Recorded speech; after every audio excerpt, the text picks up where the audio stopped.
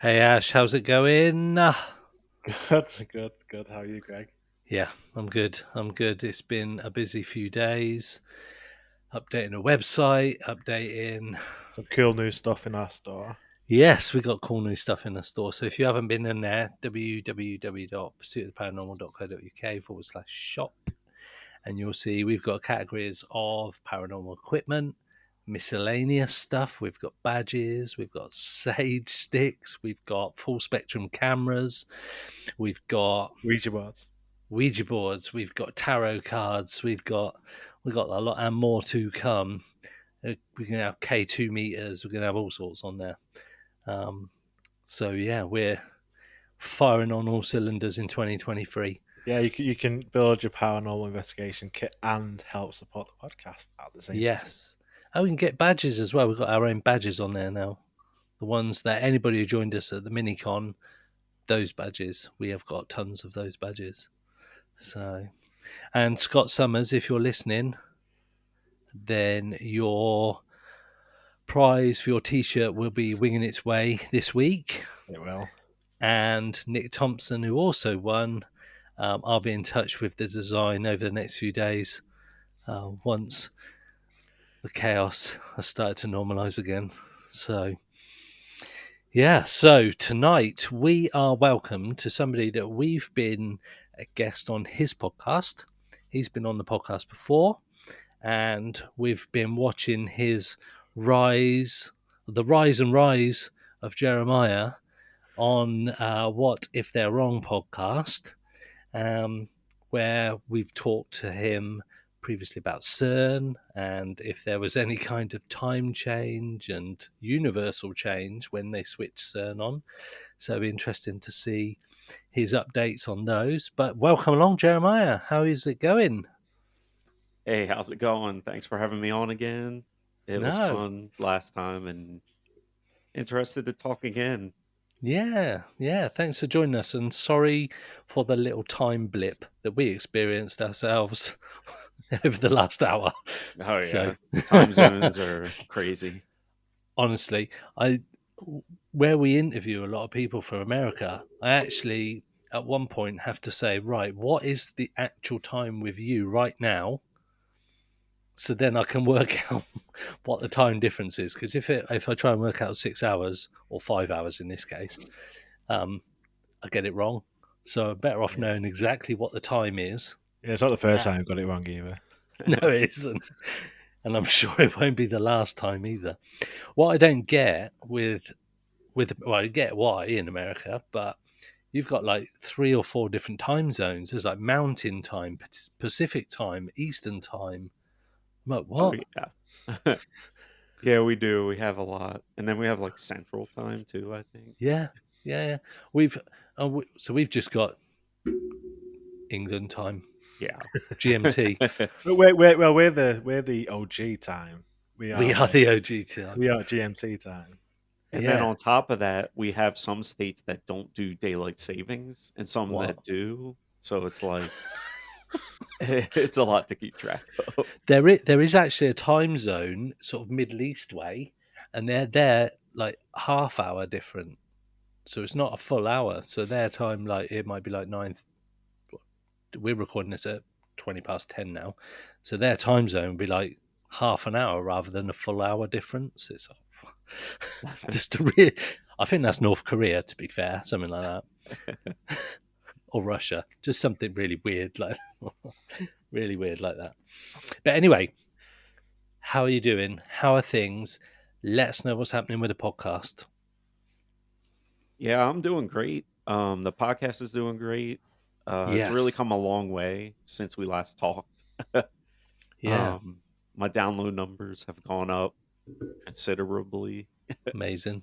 and my loyal following has gone up too. Like, I can see the same people listen over and over, and I see like all the downloads from the different cities, and I'm pushing my way towards 100 countries Amazing. that have downloaded my show. So, hopefully I'll get there this year. That's amazing. And like I know when we see the countries, it's just like insane to just see the different different names of all these countries. I wouldn't even be able to pinpoint some of them on a map, but Yeah, 100 countries is awesome. some of the countries I'm like, I didn't even know that existed, but they're listening to my show, and it's really cool to see because it's like I'm reaching people that I never in a million years probably would have been able to reach or talk to. Yeah, it's definitely insane when you can see those stats. It's just yeah, it's encouraging that you just think somebody's actually, there are people out there actually listening.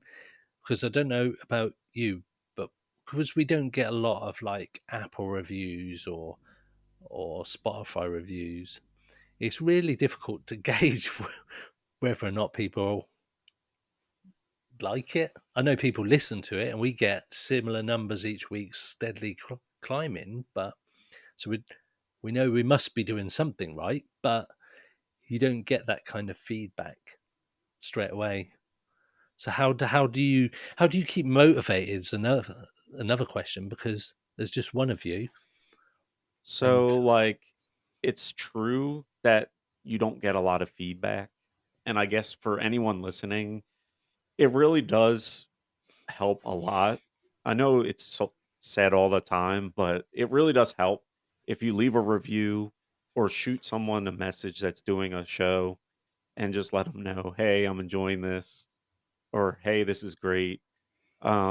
And you always hear about people like begging for money and like donating and whatever, but yeah, that's cool. But for me, it's just as cool to get a good review or someone shoot me a message and say, I love your show. Because, like you said, you don't get a ton of feedback like you would think.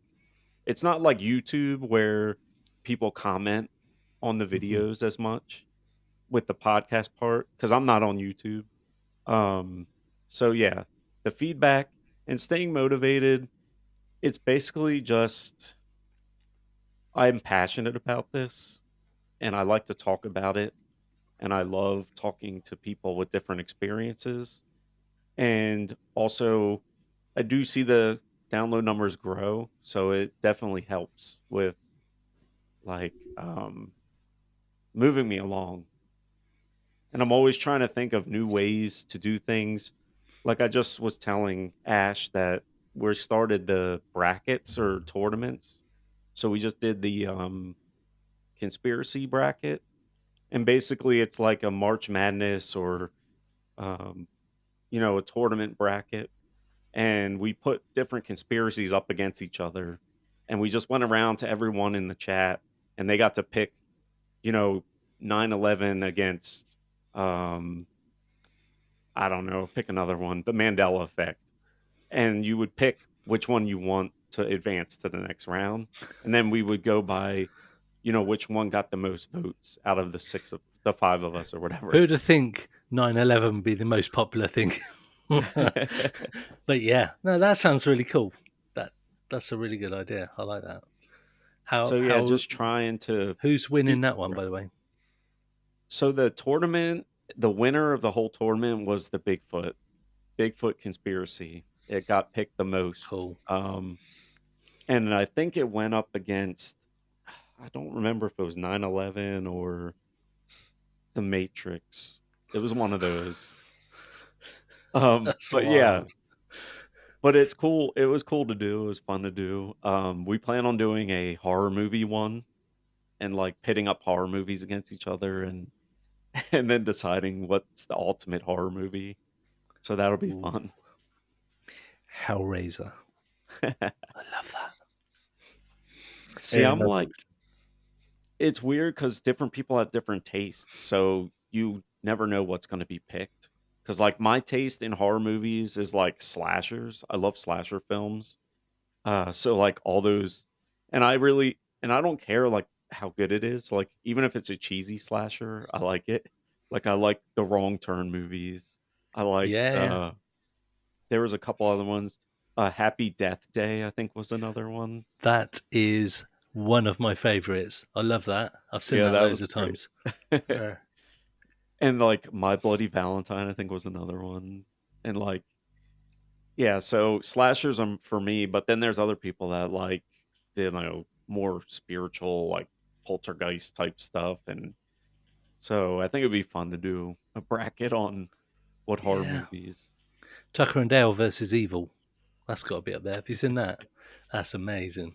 I don't know if I You need to watch it. have. If you like a slasher film, that Wait, I think I have it's actually. it's like from the viewpoint of the rednecks in the woods that would normally be killing all the kids. It's from their point of view. It's brilliant. Oh yeah, I think I Really. did see that. They go yeah, I think I did. They were like in a cabin up in the Yeah, yeah, mountainside or the yeah, woods or whatever. yeah.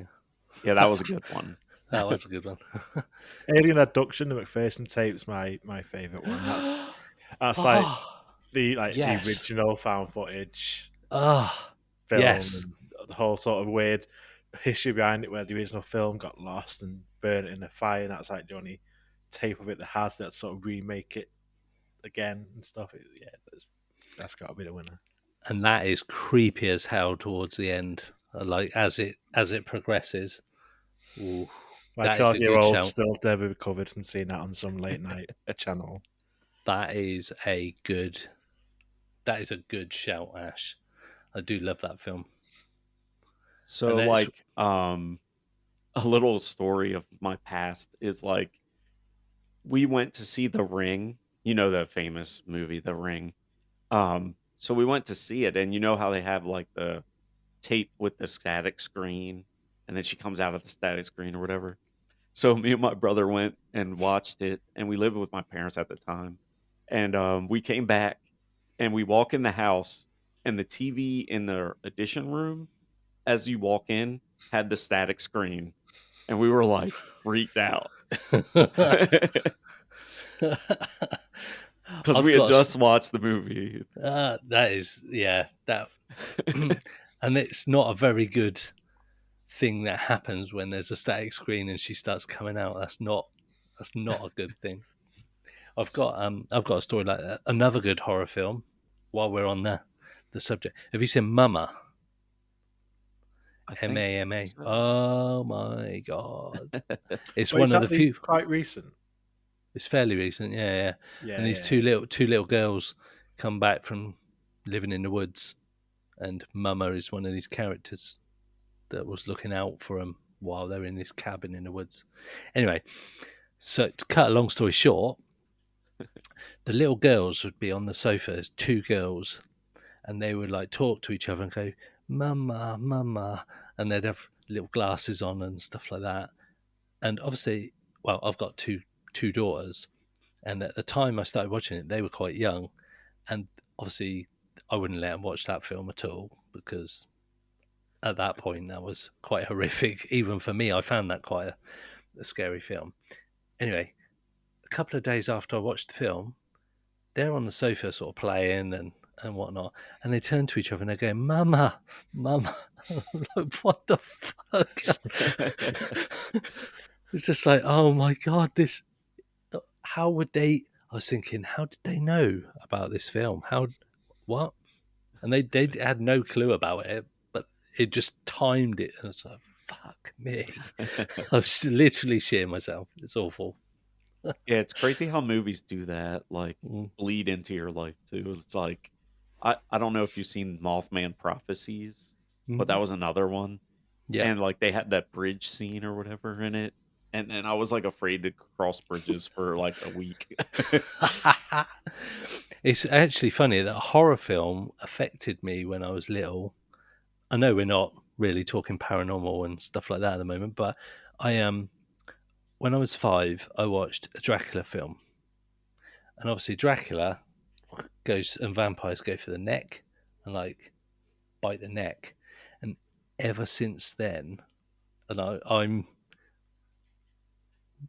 slightly maturer now, and what? Old.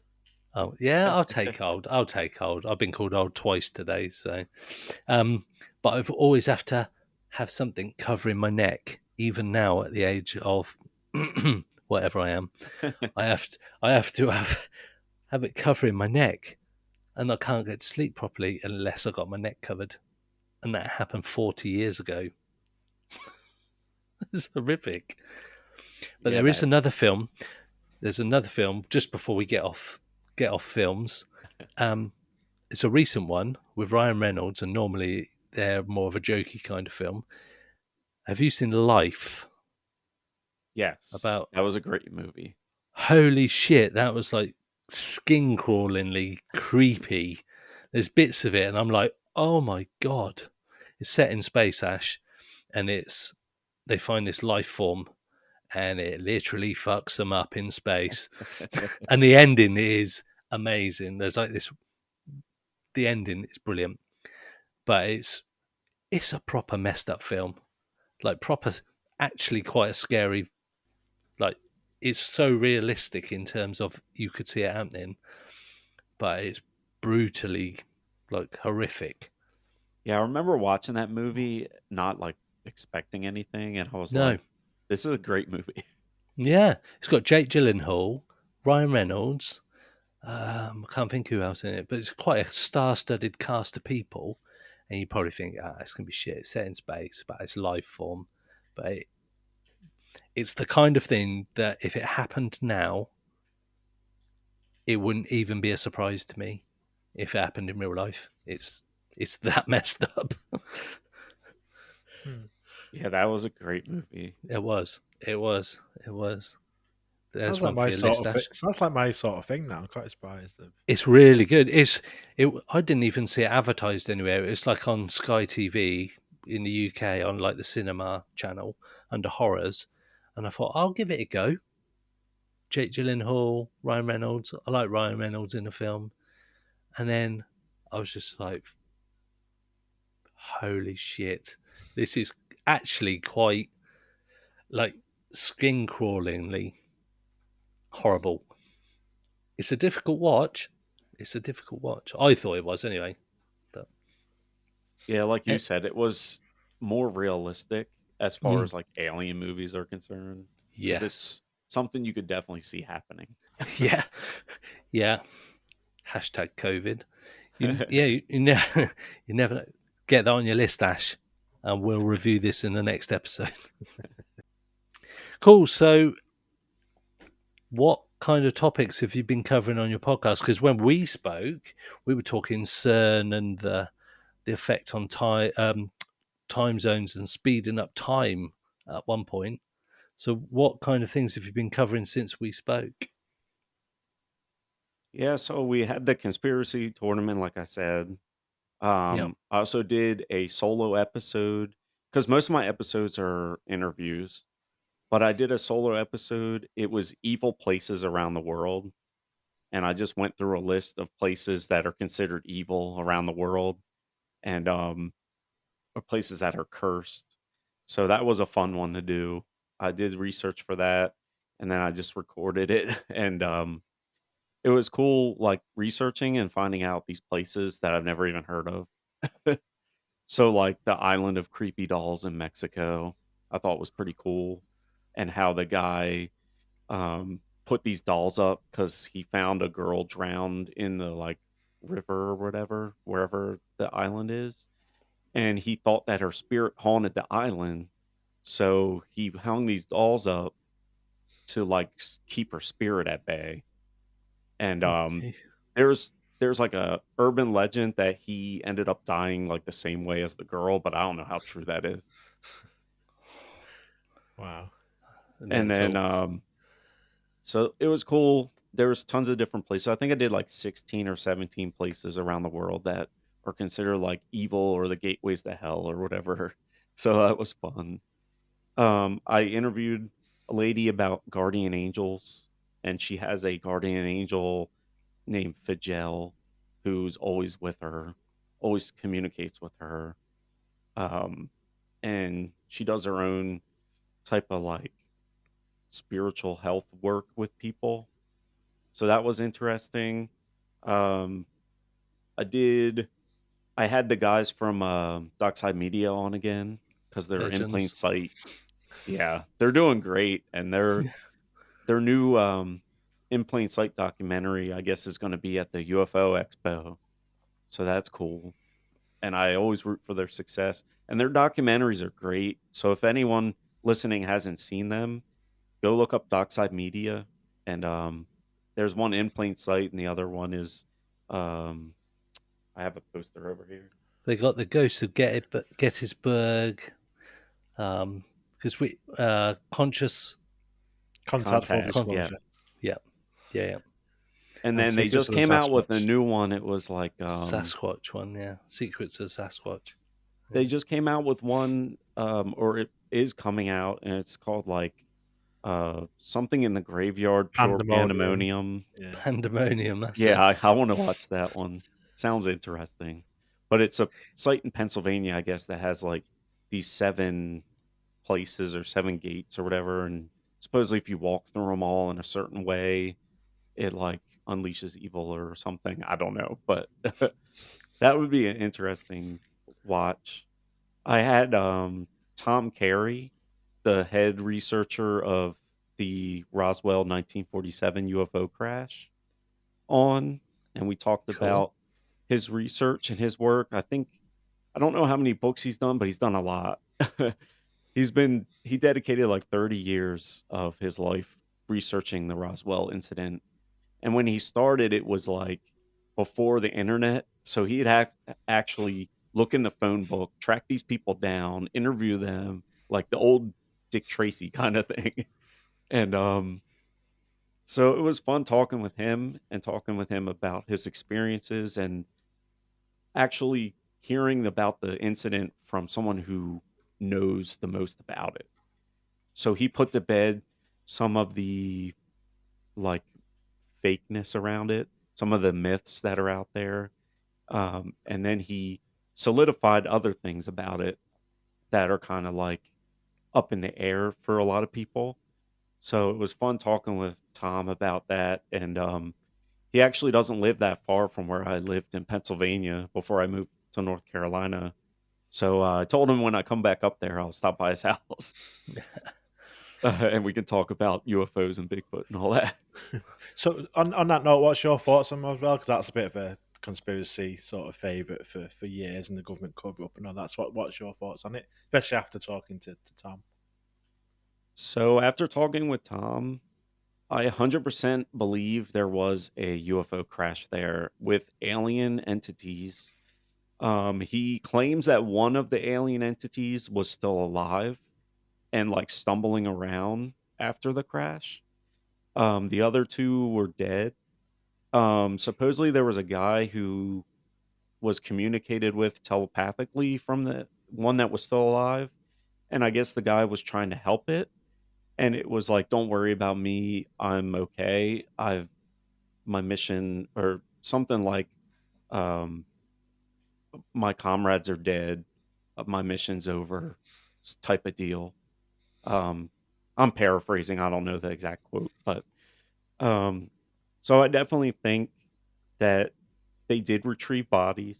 I think they retrieved that living entity, whatever it is, wherever it comes from. And if it's still alive, probably in a base somewhere. I don't think Area 51 is used anymore for what people think as far as like UFOs and stuff like that. I think it's been moved.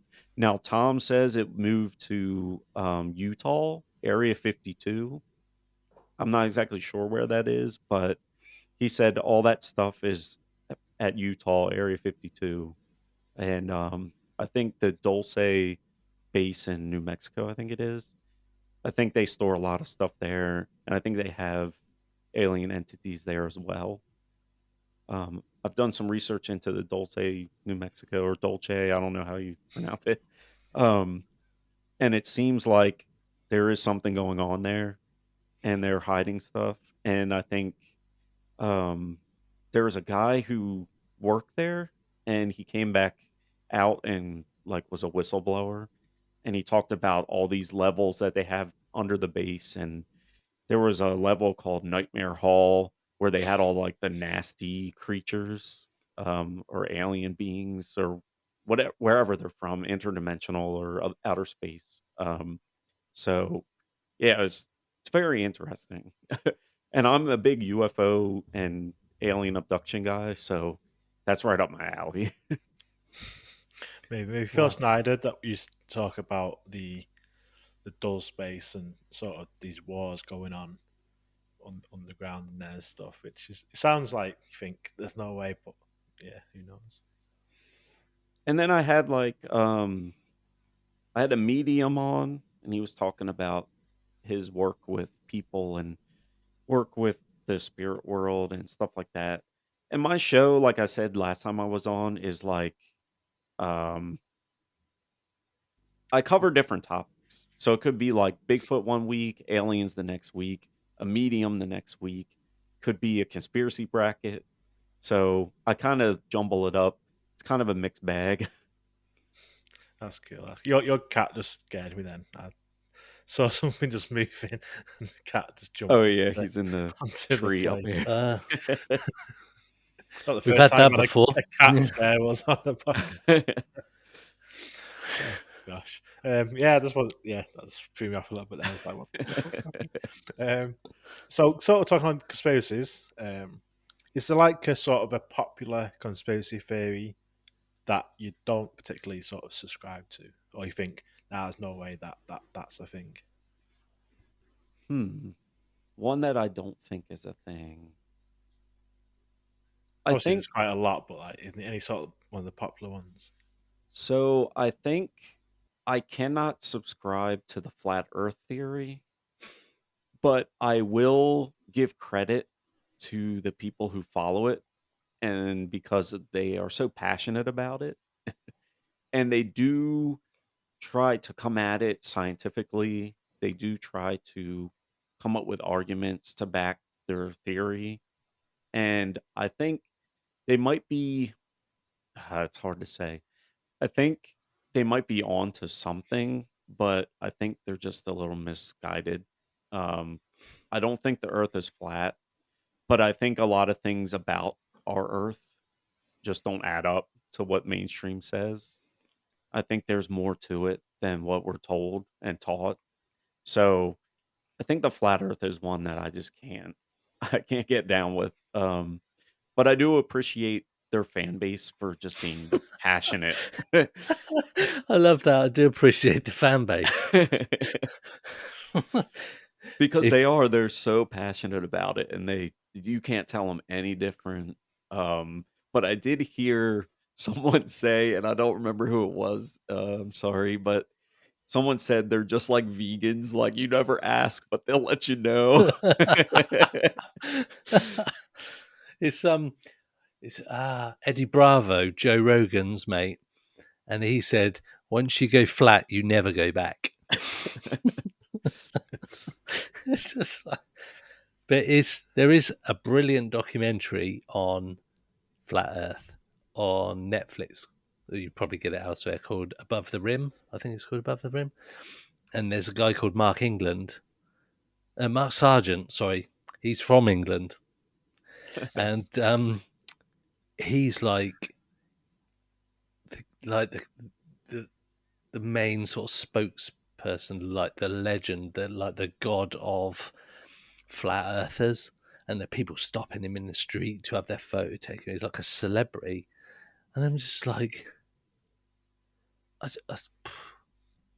like you, I appreciate the fact that there's a lot of effort going into trying to prove it, but it nothing seems to stand up. That's the problem, and it. Yeah, and now that you say something about him being famous and stopped in the street and all, another theory that I don't know, I can't get down with, and I don't know why, because I believe in aliens and stuff, so you would think I would be like, yeah, sure.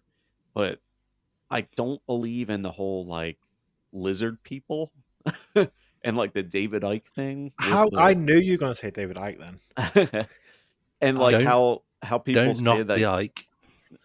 No, I like David Icke. I think now I don't know about recently because I listened to him back in the day He's when he batshit crazy I nowadays. I think he went a little off the deep end. But like when he started, he kind of got me into conspiracies because he was Hmm. talking about the royal families and the bloodlines and talking about real stuff. Hmm. And then he just kind of it was like I tell people, he's like 80% true stuff there, and then he has the 20% batshit crazy stuff, and Yes. it's like but I remember watching his, like, 6-hour lectures at, like, Wimbledon or whatever, or Wembley or whatever. Wembley Arena. A Yeah. sold out Wembley Arena. I mean, that's impressive to sell it out for a 6-hour show of him just talking for 6 hours. That's pretty hardcore. That's what we need to do, Greg. Give us book. Yeah, let's Us two talking for half a day. let's go and book Wembley Arena. And I mean, it is pretty impressive to stand on stage for 6 hours and talk. see, the thing is, he was one of the guys that got me into it as well, into conspiracies. And he wrote a book called Alice in Wonderland and the World Trade Center Disaster. And if people haven't read it, it's such a good read. And he references all the quotes he's talking about. The work he's put into it is phenomenal. And then you read his other books about like The Biggest Secret, where he talks about royal family and stuff, and you're like, fucking hell. You're talking about MPs and our members of parliament being paedophiles from like 20 years ago when he wrote the book. And everybody's like, that's rubbish. And all these celebrities that are paedophiles, and it's like, no chance, you're mental, mate. And then you've got Operation Yewtree in the UK, which is the operation where they've taken down all the celebrity paedophiles, and it's all the ones that he's been naming in his books. And it's just like like you say, about 80% of his stuff seems to be bang on and sensible, and then 20% of it, it just goes off, and yeah, it's very difficult to follow that. He's very anti-vax and all that kind of stuff now, and that's where people lose me a little bit, is when they go a bit anti-vax. But each their own, But yeah, David But Icke yeah, he's one of the original, the OG conspiracy guys, and his sort of like research and that is pretty phenomenal. He does. I would love to get him on my podcast and talk He's with him. same. He's the one guest I'd really like to get on. I know it'd divide a lot of people. I know it would, but Not because like I believe everything he says or anything, but just to talk with him because of his vast knowledge of stuff and his many years of. I mean, I was listening to him decades ago, yeah, same, and same, and like I same. said, he got me into the whole thing because he opened my eyes to a lot of stuff, and then that branched me out into other things, and uh, so yeah, I would love to get him on the show. It's probably really hard to get him to come talk because he's got his circles or whatever. But I tried to get on Uri Geller. Do you know Uri Geller? I The don't think spoon. so. He's a spoon bending guy from like the Such a 80s. dick. He is a dick, but he's very big into UFOs and all this kind of stuff. So I sent him a message on Twitter saying, "Look, I've been interested in your stuff for years because I used to watch him on all the TV programs when I was little, bending spoons and shit like that." And he gave me a really blunt fucking answer on Twitter. Greg, I just want to put in when he used to say like when he's bending spoons and stuff, you don't really know who he is. That point doesn't make much No, sense. it doesn't. He just stands there he- bending spoons. So he would literally like go like this for the like for the purposes of audio. He'd have like his finger and thumb. He'd have a fork or a spoon, and he would like do this little rubbing thing, and then all of a sudden it'd like fall apart.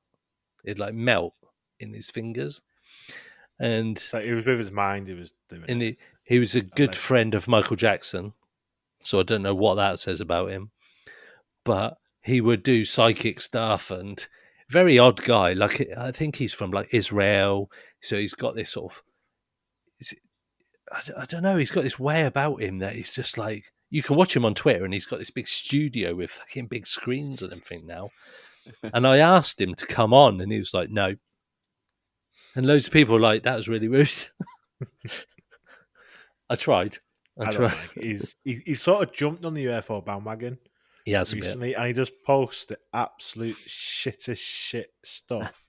I'm like, oh, I just can't It has stand to him. be good stuff to get Ash even slightly positive about a video. So, but going back to David Icke very quickly, he had a friend who's a shaman, and he talks about him in the books. I can't remember the guy's name, and he was like, that was one of the first times. Now looking back, um, where the guy was doing C5 and um, like all the intelligent calling out of UFOs, that he would talk to the skies and these UFOs would appear. And that was the first time I'd heard. It wasn't C5 back then. It was just whatever it was. It was just summoning UFOs.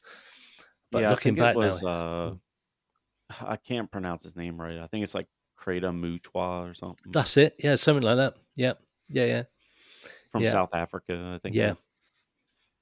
yeah. Yeah, I've been reaching out to David, not David Icke. My brain's stuck on him. Uh, I've been reaching out to Michael Tellinger, he found Adam's calendar in South Africa. It's basically considered one of the oldest man-made structures in the world. It's these circles out in this field, and I guess they were to calculate time or celestial movement or something. And he also deals with like sound technology, sound vibration. He thinks a lot of the ancient megastructures were created with using sound levitation and stuff like that.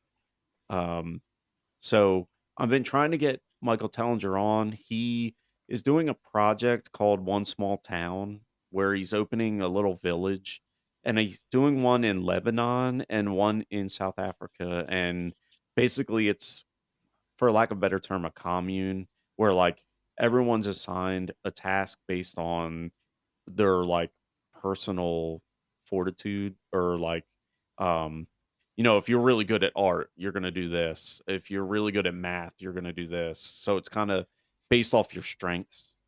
um and I've been reaching out to him, and he told me to reach back out to him, and I did, and I never got a response. So I'm going to try again. Maybe he's just busy with opening it and all that stuff. So hopefully he'll come on and we'll be able to talk about, you know, Adam's calendar and everything. Because I love all the ancient alien stuff and all that ancient tech and lost civilizations. Definitely. So, just quickly talking about um, guests and reaching out to people, I think that is one of the most underappreciated art forms as part of podcasting, is to try and reach out to these people and get it all everything lined up so that you can have the interview or the chat, and it'd be like random times in the day and night sometimes. How do you cope with that? Because me and Ash, luckily, we can sort of split that, and we sort of like tackle it separately, and we come together and go, right, we're speaking to Jeremiah on Saturday night, or we're like, right, we've got this one lined up for Tuesday night, and then we're each of us will sort of like just tackle it separately. How do you find going about what essentially is a bit of a challenge? Yeah, oh man, it is tough. Um, and you gotta be okay with rejection because it's part of the game. So basically, and I think it's important to make your message personalized because you said earlier you messaged this guy about bending spoons, and you telling him like you've been watching him forever, and you really appreciate what he's doing and all that stuff. So when I send messages out, I try to make it as personable as possible. It's not like a mass email, and I'm trying to say like, "Hey, I'm really a fan. I'm not just trying to get you on the show. Like I've been reading your books, I've been watching your documentaries or your, lectures and trying to get them, and sometimes they'll be like, "Sorry, I can't do it." I reached out to Tom Horn, I think his name is, and I wanted to get him on the show to talk about end time prophecies and stuff and Book of Revelations and all that stuff. Now my episode coming out on Monday is about that, but it's a different person. Um, And I reached out to him, and I guess whoever does his emails messaged me back and was like, "Sorry, he doesn't have time to do that right now. Thanks for reaching out." And and for me, that's fine. It's the ones that never respond that is an issue because it's like I just wasted my time making that, personalized email and didn't even get a response. Like, or like I'll try to message someone on like Instagram or wherever and just no response. And it's Or it like, says like you're not allowed to message this person, or like this yeah. person doesn't accept messages and stuff like that. Yeah, it's yeah, it's a nightmare. It's a nightmare. I feel your pain. I feel your pain. But there's like times where I am like, okay, Monday, my goal for the day is messaging people to be guests. And that's what I focus on for that time. I find a lot with podcasting is like you have to have a like schedule, a rhythm. At least for me being solo and doing everything myself. If I don't have a schedule of what I'm going to do when I'm going to do it, it's going to fall off the rails. So, I'm like, okay, Monday all I'm focusing on is finding guests. Tuesday, I'll deal with social media. And then so on and so forth. And it's like usually like Saturday night, Sunday, I'll edit my show for Monday. So it's all processed to me. I make sure I have everything lined up and processed, or else it'll be a disaster for me. So talking about, you mentioned sort of ancient civilizations and that sort of thing. You aware of Graham Hancock? I would love to have Graham Hancock on. I was gonna reach out to him. I still plan on doing so and just praying. He's so like big name now, thanks to Joe Rogan and all. I'm sure it's hard to get him on, especially now that he has his new documentary out on Netflix, which is really good, by the way. If you haven't watched it, Mm. I totally think you should watch it. It'll make you question our ancient past. Um, so yeah, I would love to get him on. But I have had a lot of dream guests on that were like on my list when I started. So I've had like L.A. Marzulli on. I've had Scott Allen Roberts on, and I'm friends with him on Facebook too. So I'm sure I can get him back on. Jason Martell from the show Ancient Aliens, I've had on. That was another one on my list. I plan on having him back on. He already said he would come back on. So yeah, it's been cool because I like all these years I've listened to these guys, and then to finally talk to them, it's surreal because it's like I never thought in a million years I'd be able to talk with this person.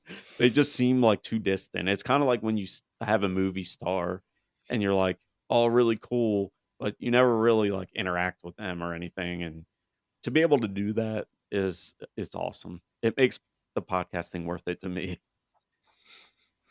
Definitely, definitely. Because I wasn't sure how big Graham Hancock was in America. Because obviously he's British and he's sort of been a big name in the UK for decades now, from his books and stuff. And one of the first books I remember reading, my dad was big into fingerprints of the gods and all that sort of stuff. So yeah, it's cool. Like I say, the new series. So do you believe that?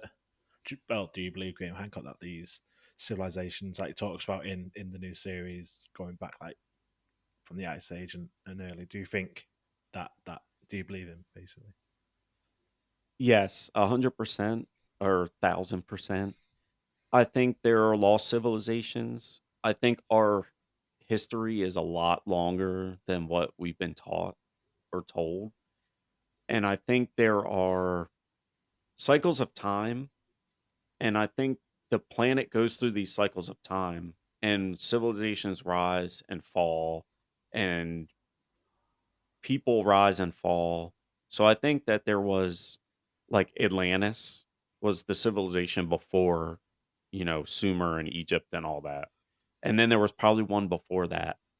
And there's even like ancient texts that are like, yeah, there's so many kings before this time. I think it's one of the Egyptian papyrus scrolls or whatever was like there was like seven kings before this like time. So it's like, where did they come from? And also, if you want to take it like biblical, it's like where, so for biblical stories, if for the religious people listening, um, or people who are just interested, you have this story where Cain kills Abel and then he gets pushed away, like banished, and he goes to the land of Nod and finds people there and has a wife. Well, who were those people? Where'd they come from? If Adam and Eve was supposed to be like the only ones, and Cain and Abel, so there's a lot that I think we don't know, and I think a lot has been purposely kept from us as well. I think there's a lot of texts that are hidden. A lot of the books have been like left out of the Bible, like Book of Enoch and other books. I can't think off the top of my head, but yeah, I 100% believe there was something going on. And I think we have this problem as humans is thinking of that time period back then the same way we think of now. So we think with our technology, Mm. but it could have been completely different. Like I was just talking about sound levitation or people tapping into the um you know I forget what it's called, electric grid that supposedly runs around the earth and stuff like that. I think Nikola Tesla was trying to tap into that as well to give free energy, and I think he got taken out too. But that's a different conspiracy for a different day. Um but yeah, I think there's different thinking, and I think a lot of people unfortunately think of ancient people as being like stupid or like stupid cavemen or Yeah. whatever. But I think they were actually a lot more intelligent in different ways um, than we are now. Because we think about, our technology and stuff like that and our sciences and stuff. But the ancient people, it's apparent they knew a ton about the celestial world and how that correlated with what happened on Earth. They knew about the cycles of time. They knew about the seasons. They knew about like the solstices and all that stuff. So, yeah, I don't think we give them enough credit. And as we're finding out, we're seeing more and more of these things being found. Like someone was showing me today at work the heads on Easter Island. There's actually bodies buried under Yeah, the yeah, ground. They're not just heads like we yeah, thought.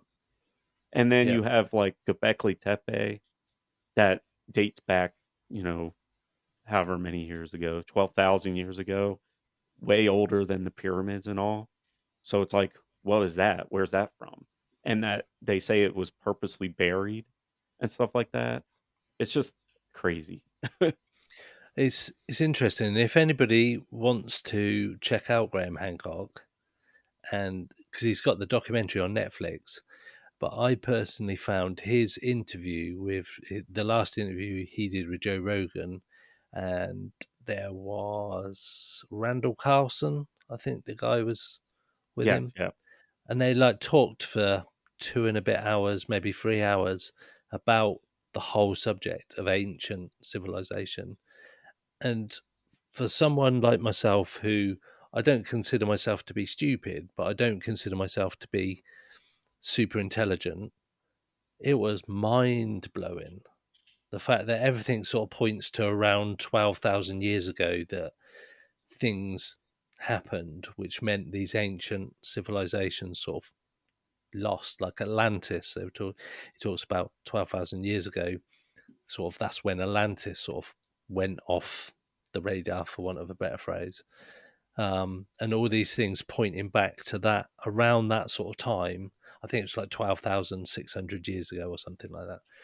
Um, and all these major events around the world happened at that point.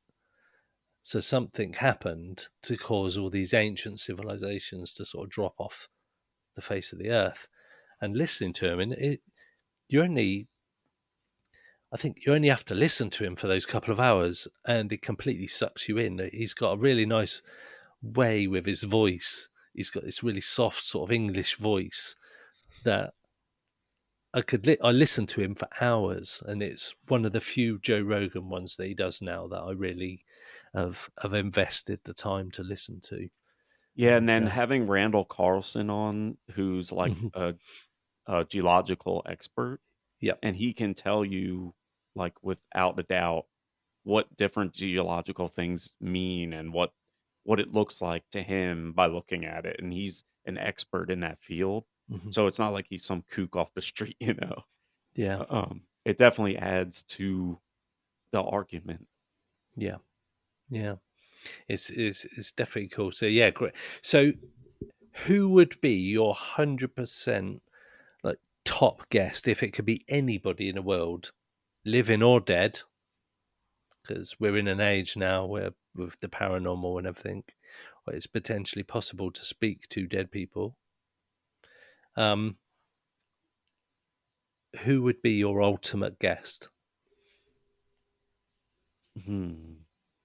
I think the first name that comes to mind would probably be, oh, that's a tough one. Because I'm thinking Graham Hancock, but there's another one that I think I would want more. Ooh, Um, oh, I can't. Giorgio Tsoukalos from Ancient Aliens, the crazy hair guy. I I'm would not love. saying it's aliens, but it's I'm not aliens. saying, yeah. I would love to have him on the show because I met him in person and he's a cool guy. Like what you see is what you get. He's not I, putting on a front. He's really like that. I've Um, seen your photo with him. It yeah, was up on yeah. Instagram. Yeah. And very nice guy. Um, he was joking around. When I walked up, I had my "What if they're wrong" T-shirt on. He's like, "Yeah, what if they are wrong?" Um, so yeah, I would love to have him on and talk with him about the whole ancient astronaut theory because I've watched like every episode, every season, and it's definitely a big part of my research and stuff I like to cover. So that would be a great one. Besides Graham Hancock to bring on. So basically, you got Graham Hancock, and you're saying to Graham Hancock that he's actually second. Yeah, sorry, That's what I'm buddy. getting. What about you, Sorry. Ash? What about Me. you? Yeah, Um, I know we have so briefly spoken before on other episodes, but who would be your guest? so I think this is pretty easy for me. But like sort of when he mentioned David Icke before, so how he sort of goes over the top with some stuff and sort of goes off on one. This person does some very, very similar stuff. And recently he's been sharing like clearly fake old hoax videos and stuff on Twitter. But he's still sort of coming onto UFO side stuff. Plus being a big Angels and Airways fan, Blink 182, bloody bloody bloody. Obviously you got to be Tom Dillon Yes. from and obviously all the To the Stars stuff. And they cancelled the Angels for his Airways tour last year. I could have a sign and everything like thank you for like To the Stars, and then they cancelled the Angels versus Airways tour. Now they want to tour with Blink 182. It's like, well, do your Angels versus Airways tour first, that you cancelled. Like, do that first, and then go and tour with Blink 182. You can't just. Anyway, yeah. So I'm going off Wait, on I'm that. sorry. I have to go back on my choice again because I just thought of someone who would put Graham Hancock at number 3. Oh, um the number one person I would want to interview right now, but he's passed away unfortunately, is Lloyd Pye. He wrote a book called Everything You Know Is Wrong, and it's got revised. It's called Everything You Know Is Still Wrong. And it's a big honking book. Like I think it's like 900 pages or something like that. But it's all about how human beings are a genetically tampered species, and that there was a group of hominids way back, and through time they branched off, and at some point one of the branches of hominids, and hominids are like primitive people for anyone who doesn't know. It's kind of like, try to think of the Lucy uh skeleton they found. It's not it's what you would think is between like ape and a human, like on that chart. It's kind of like the pre-humans. So the hominids, yeah, and he goes over all this evidence and all this research that he's done about how he thinks human beings are a genetically altered hominid species, and it's just super fascinating. And if you don't want to read the book, which I understand because it's super long, and it's kind of textbook like because I'm reading it now, and it is not the easiest read, but he has a, I think it's like 2 hour lecture on YouTube. If you look up Lloyd Pye, Pye, he has a 2 hour stand up lecture, and he has slideshow with all the stuff he's talking about and shows you exactly what he's talking about.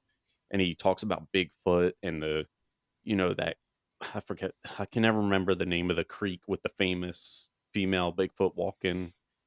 Um, and Bluff Creek. yeah, something Bluff Creek.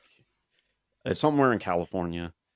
But yeah, he goes over everything, and it's so thorough, and you would think it's not entertaining, but it is. Like, I had my wife watch it, and she was like, I didn't think I would like it at all at first, but she got like sucked into it, and she's like, "Oh my gosh, this is incredible." Um and then she started like looking at her feet. She's like, "Oh, I got hominid feet." So he's definitely someone that I would want to talk to because I just think his knowledge is just so vast, and the way that he picks apart everything and being able to talk about ancient past and then Bigfoot and all that stuff all in one shot would be incredible. Awesome. Go on then, Greg. What's yours? David Icke would definitely be there for the reasons like we've discussed. There was somebody that just come to mind that I would really, well, there's two people. There's Zach Baggins, because I would like to call him out on all the shit that he does. He's got so many fans around the world, and all their episodes end up with just like somebody freaking out and over the tiniest little thing. And I'm thinking, okay, now you're supposed to be like this super like dark person who can control these energies, and I just think so. I'd like to speak to him, and it'd probably be a very short episode because he'd hang up. And the other one is a guy called Guy Lyon Playfair, which may or may not resonate with anybody, but he was one of the original journalists and investigators in the Enfield poltergeist haunting. And he wrote the book "This House is Haunted," and it's sort of almost like a diary of events that took place during that haunting. And I think it'd be really interesting to speak to somebody like that because they're, like you mentioned about other people, he had to do all his research and everything with like tape recorders. There was no internet. You were reliant on primitive technology compared to what we've got nowadays. You can just like call up your friend on Zencaster or Teams or whatever and have a chat about what do you think to this bit of evidence and play back and loop and send files. It was all like done on tape and it was all very in the moment. So I think he would be an interesting guy to speak to, just purely for the fact that he was there. And the Enfield Poltergeist is one of my favourite sort of poltergeist hauntings. Um, so yeah, I think him, David Icke. Who else? There's probably loads of people I'd want to speak to. Graham Hancock, yeah, definitely would be an interesting guy to speak to.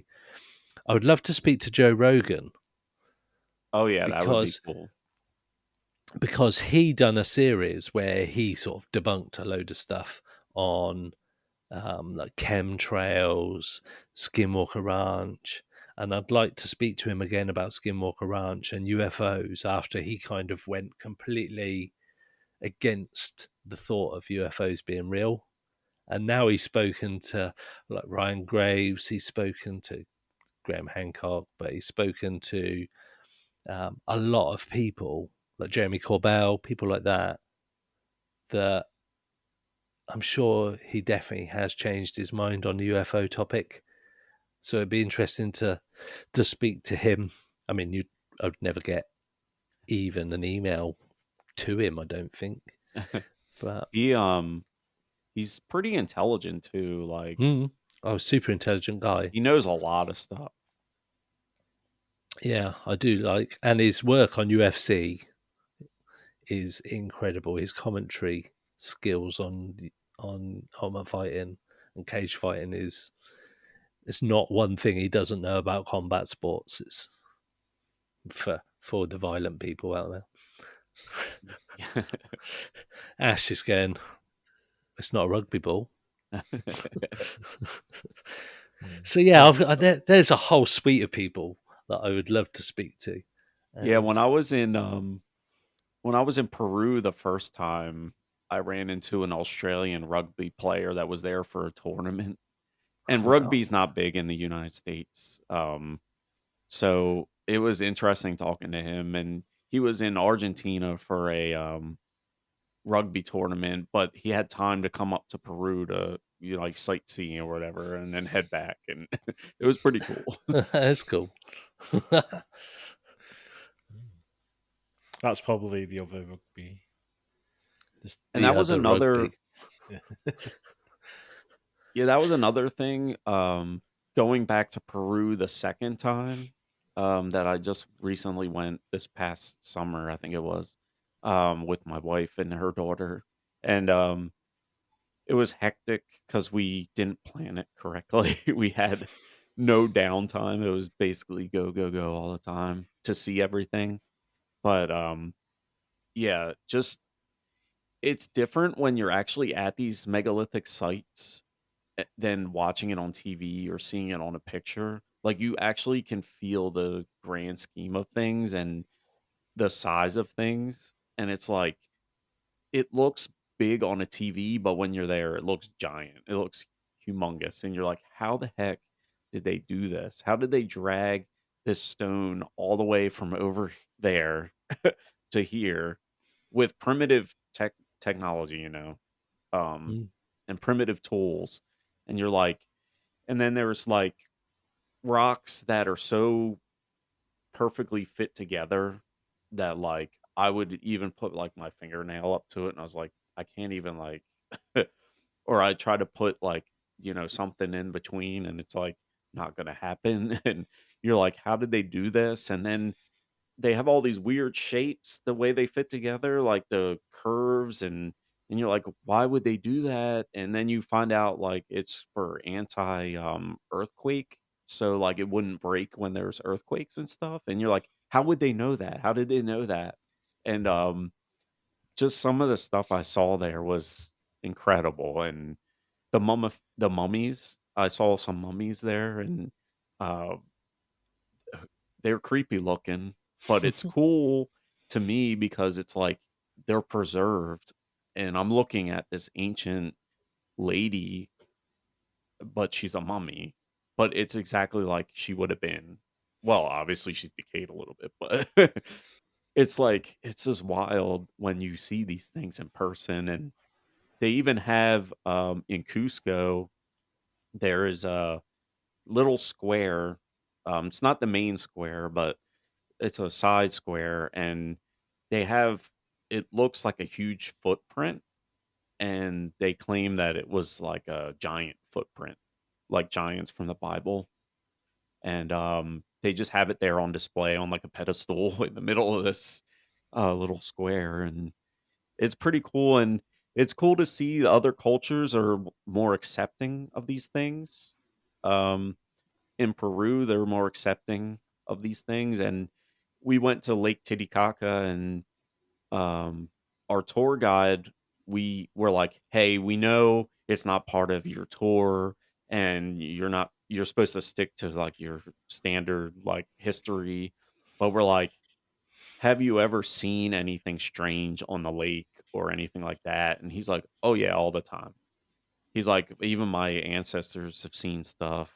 Um, and they talk about lights hovering over the lake, lights coming out of the lake, and he was telling us all this stuff, because we were like, "Hey, we wanna know." We're into, like, all that, alien stuff, ancient aliens and stuff like that, and he was like, "Oh, yeah, definitely, for sure," and he lived on the island, and he does these tours, but he's, like, a resident of these islands, that are on the lake because the lake is humongous, and, it was just interesting to, uh to experience that and hear firsthand, because you always hear about things on, like, documentaries or, whatever.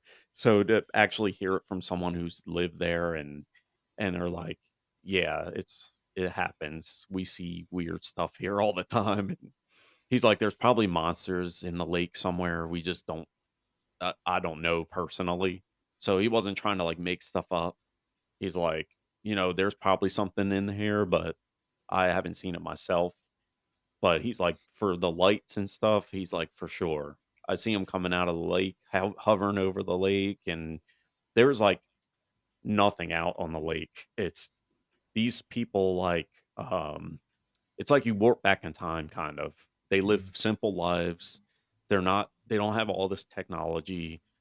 They still, you know, make their own clothes and, uh, make their own soap out of these, like, bushes, these branches on these bushes, and it's really interesting. So, I always tell people, like, if you can travel and, like, experience these things for yourself, that's the best way.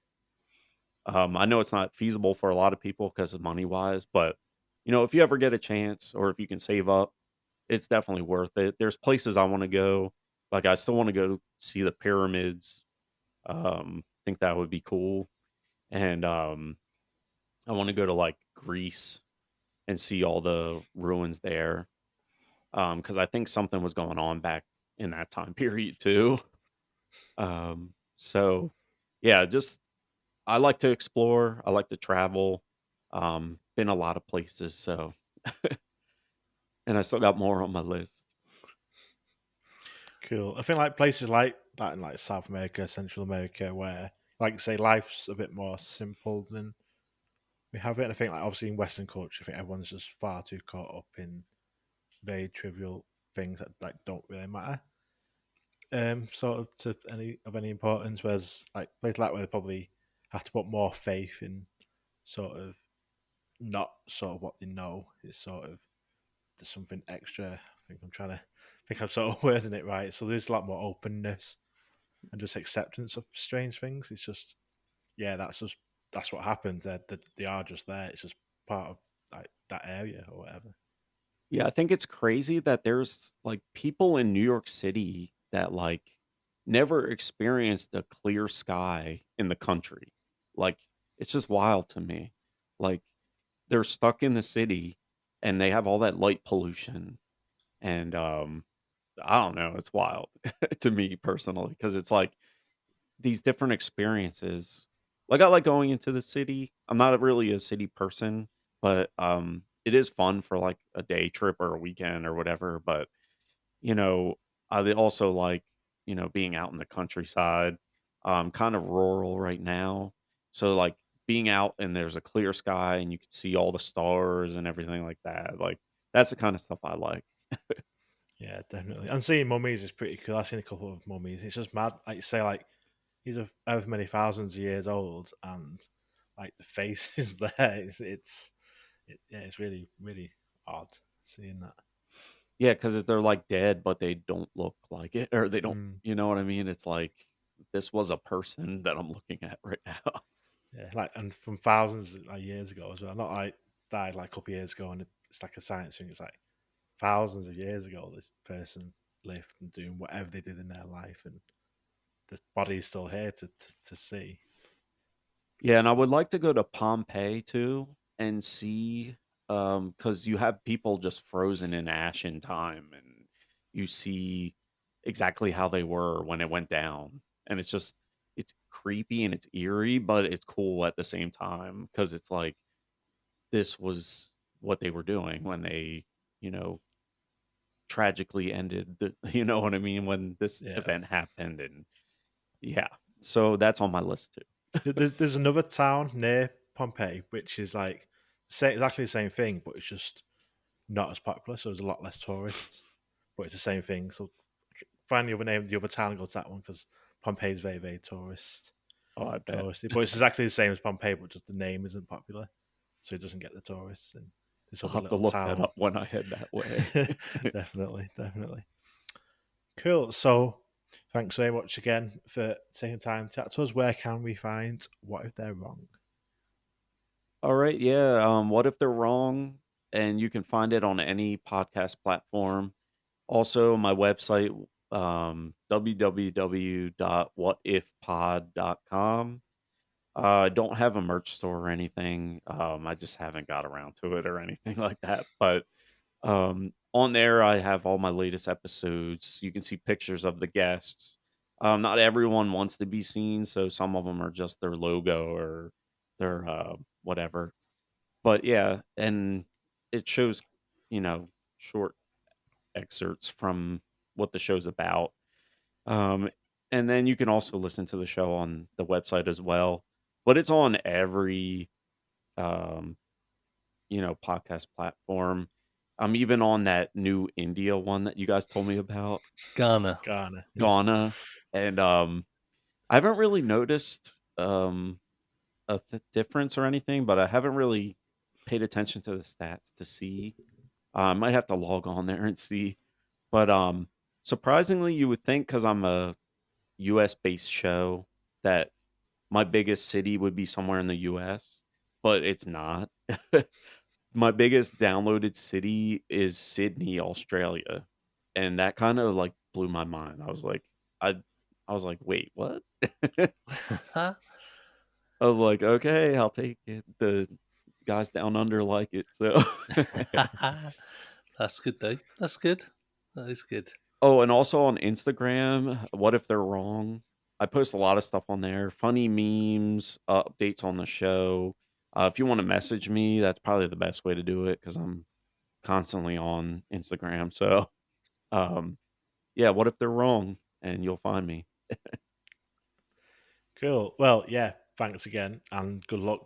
Keep doing what you're doing. I look forward to seeing you grow even more in the next years. Yeah, Yeah, thank you. Thank you guys for having me on. Always good. definitely. Definitely.